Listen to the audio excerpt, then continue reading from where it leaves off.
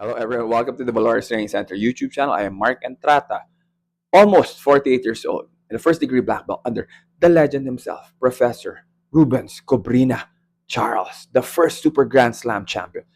And I've been doing jiu-jitsu for almost 25 years, and I've been teaching, coaching, leading, and managing an academy for close to 20 years. And welcome to the channel. If you're new to the channel, this channel mostly is for beginners, hobbyists, and older people. And the goal of this channel really is quite simple: to help you guys, especially if you're one of those or all of those, to help you navigate the jiu-jitsu journey so that you won't be surprised, or you would know that what you're feeling, what you're experiencing is quite normal. And in today's episode, see, we're gonna talk about something like that. Maybe you're experiencing this already, especially if you've been training for around 3 months and up. Now, here's the thing. I'm gonna talk about first a I know if you hate math, please hold on, relax. I'll. There's an explanation. In math, there is what we call that. I believe I kind of forgot, but I googled this earlier. But then at 48, my memory isn't that good anymore. But anyway, I believe it's called something like transitive property. That is correct.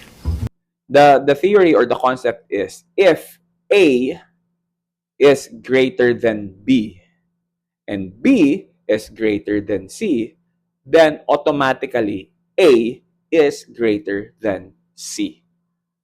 If at least you're a high school graduate, you've studied this, or at least you've learned this concept in the past. And the thing is, we kind of assume that jiu-jitsu is something like that fighting is something like that, or sports is something like that. But of course, it's more nuanced than that. Here's the thing. In UFC and MMA, though I know if some of you guys are much younger, then maybe you don't know it, but back in the day, especially in the early days of the UFC, there was this guy, I believe, I don't know, middleweight. His name was Matt Serra. Okay. No, sorry, Matt Hughes. Sorry, Matt Serra was one of his rivals, but Matt Hughes. And at that time, Matt Hughes almost seemed invincible when he was already fighting in the UFC. Now, in the UFC, he beat a lot of people, including who I think is the greatest of all time, George St. Pierre. He beat GSP with an arm lock. But so there was a time where he looked really invincible. Now, in the past, before he did UFC, he fought for UFC. He fought for a smaller organization, and he lost to this guy who I believe at that time was also competing for the UFC, named Dennis Hallman. And a lot of you guys, especially if you're more of a casual MMA fan or you're much younger, man, Dennis Hallman is just a footnote in the MMA. I know it's quite sad, but it is what it is. But Matt Hughes, people still kind of talk about him. Sometimes not for the right reasons. And man, he has one of the worst autobiographies ever. But anyway, don't believe me. If you don't believe me, go to this channel, Napoleon Blown Apart. Man, that's my favorite MMA channel. But anyway, so now people are like, hey, maybe they should fight. Oh man, for sure. Matt Hughes is a different beast now. So he's going to beat this guy up. And Hallman at that time was, very inconsistent with his MMA record. And so they fought. They finally set it up in the UFC. And guess what? Matt Hughes lost again to Dennis Hallman. So you see where I'm getting at with this?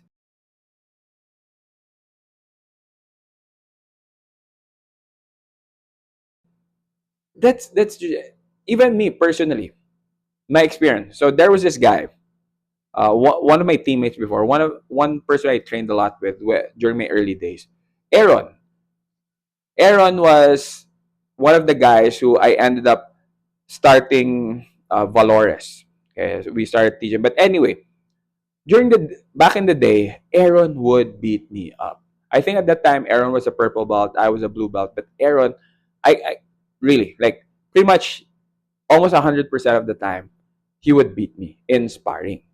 Now, at the time we also had other branch. We were still under New Breed at that time. So we had teammates from Makati, the Makati branch and the Ateneo branch. And there was this guy from Ateneo. He's much younger than me, than us.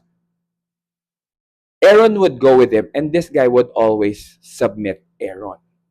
Always, almost always, or at least really. I was like, dang. But here's the thing: every time I went with that guy, I would always usually catch him. That guy never beat me in sparring. I know, oh, bro, sparring isn't fun. I know, but they're still winning and learning. See?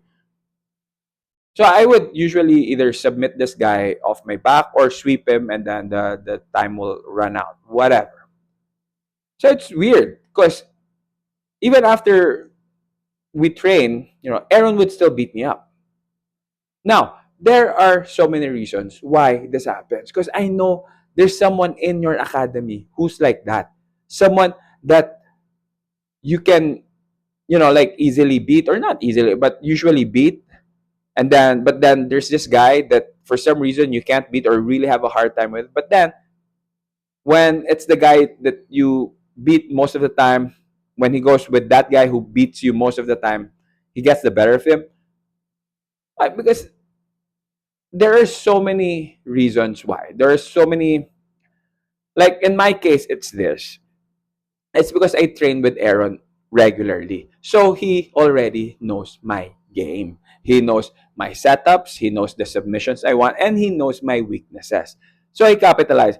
The other guy, on the other hand, he doesn't train with me. And the techniques I use, which is, like the spider guard, in the Ateneo branch, not a lot of people play spider guard. So he's not quite used to my game.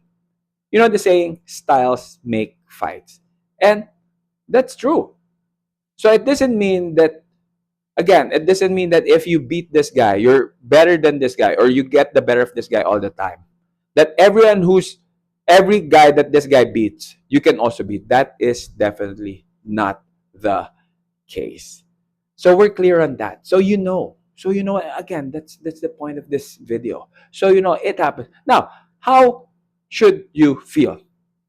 Nothing. You should actually, no, not nothing, but be excited. Be Know that, oh, it means there's a lot of things in my game that I need to. Why? Because sometimes you get the better of someone because you're just much stronger than them, or their weak positions are your strong points, and vice versa. The guy who be so many factors, but that really just means that, hey, it's a situation, it's a challenge that you need to solve. Because later on, I was able to solve the Aaron problem, or Aaron situation. But that's it. But you should always just look forward and be excited that there is someone at your academy that is better than you, regardless whether he gets the better of you pretty much 90% of the time or even 100% of the time. Like, so always look at these things with excitement, with curiosity. So never feel, oh, but it doesn't make sense. No, it doesn't. Everything doesn't. It actually does, but it's too deep, and it's a waste of time. If we're gonna have to analyze, oh, it just means that, hey, this guy you can beat, the other guy you can't. Don't mind how they do with each other. But here's a tip for you: see how the guy who beats you usually loses.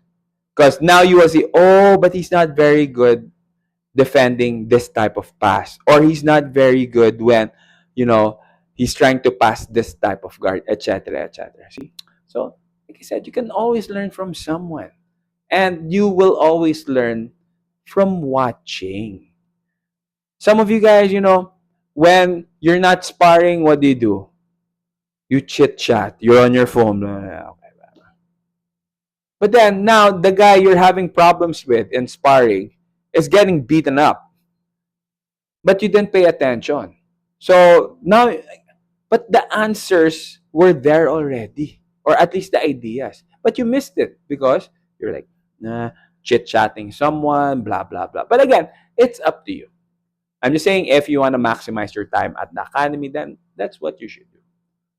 So with that, my friends, I know I helped you understand something that might be bothering you for quite some time. Again, what's the ending lesson here? Is, man, just have fun. Don't always look at these things as challenges. And I know you'll get through. And with that, my friends, before we go, hey, come on. Especially if you're new, you're a beginner, and you haven't yet. Come on, brother or sister. Subscribe to the channel. Help me. Come on, help me get to 1,000 subscribers. I know you can do this. And for sure, I have so much stuff to share with you guys to make your experience, your journey much easier, or at least to make it have more sense and answer a lot of the questions on your mind that you may be too shy to ask your coaches or professors. So, with that, my friends, please remember to what? Stay safe first. Then, let's have fun. So we can train until we are 99. And with that, my friends, I will see you all on the next videos.